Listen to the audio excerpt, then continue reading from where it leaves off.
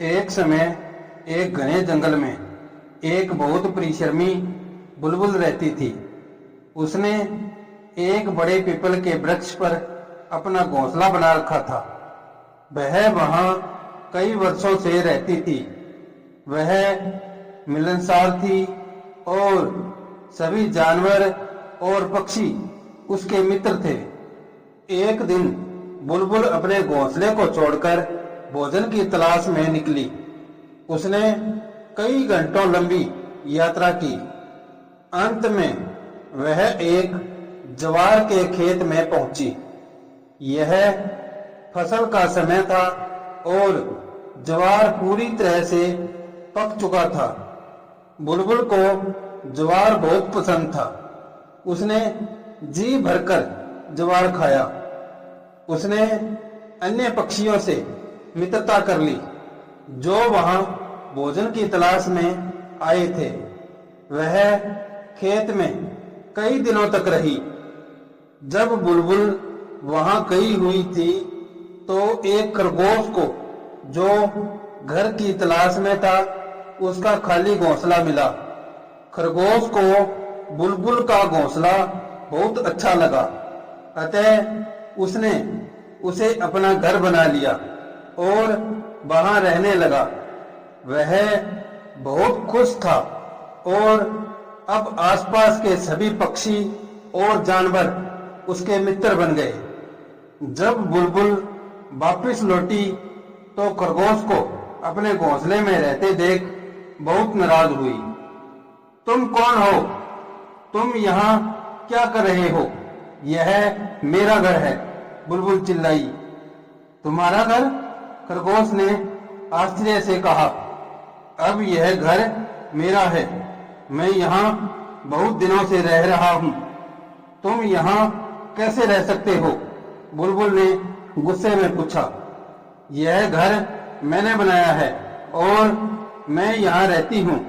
तुम चाहो तो पड़ोसियों से पूछ सकते हो। खरगोश ने पड़ोसियों से पूछने से इनकार कर दिया। उसने कहा, मुझे यह घर खाली पड़ा मिला था, इसलिए मैं यहाँ आ गया।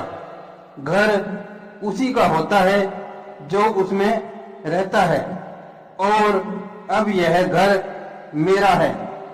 नहीं, यह घर मेरा है, बुलबुल चिल्लाई।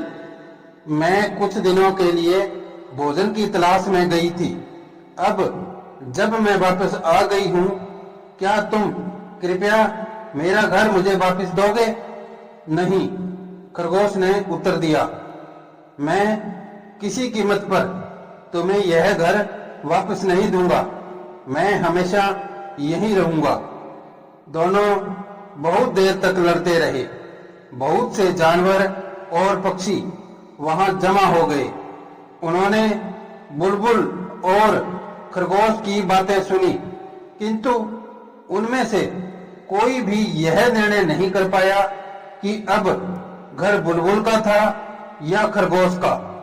जानवरों ने निर्णय लिया कि इस विवाद को सुलझाने के लिए किसी अच्छे निर्णायक की सलाह ली जाए, किंतु एक अच्छा निर्णायक ढूंढना भी सरल नहीं था। खरगोश और बुलबुल एक अच्छे निर्णायक की तलाश में घंटों चलते रहे। अंत में वो जंगल के दूसरी ओर पहुंचे। वहां एक बड़ी चट्टान पर मन्नू बिलाव बैठा था। वह बहुत धूर्त और चालाक था। जब मन्नू बिलाव ने खरगोश और बुलबुल को आते देखा तो वह अपने पिछले पैरों पर खड़े होकर प्रार्थना करने का उपक्रम करने लगा। उसने अपने हाथ में पूजा की माला ले ली और जोर जोर से ईश्वर का नाम जपने लगा, जिससे कि बुलबुल और खरगोश उसे सुन लें। बुलबुल और खरगोश मनु बिलाव को देखकर बहुत प्रभावित हुए। उन्हें वह बहुत विनम्र और ईश्वर भक्त लगा। उन्होंने उसे अपने विवाद के लिए निर्णायक बनाने का निश्चय किया, किंतु हमें बहुत सावधान रहना चाहिए, बुलबुल ने कहा। वे मनु बिलाव की प्रार्थना समाप्त होने तक प्रतीक्षा करते रहे। हे धर्मात्मा, बुलबुल और मेरे बीच एक विवाद छिड़ गया है। यह एक महत्वपूर्ण कानूनी मामला है।